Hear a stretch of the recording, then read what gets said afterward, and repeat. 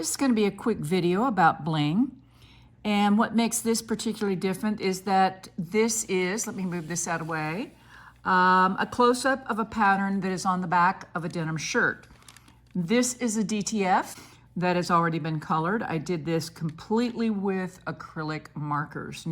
And I just want to go over some tips and tricks with applying bling to a DTF, in addition to some processes that you may want to consider if you're putting bling on yourself. Now, so what you see me doing is starting with the smallest sized bling first.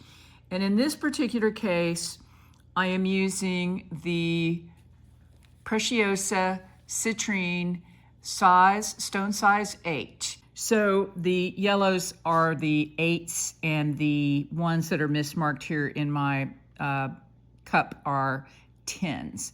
I'll maybe using those later on here. In fact, let's just do that. Let me put them up right here. Now, despite, the convenience that it would be to be able to put the heat on both of these, I can't do that. I really need to get all the yellows down first, get them heat set.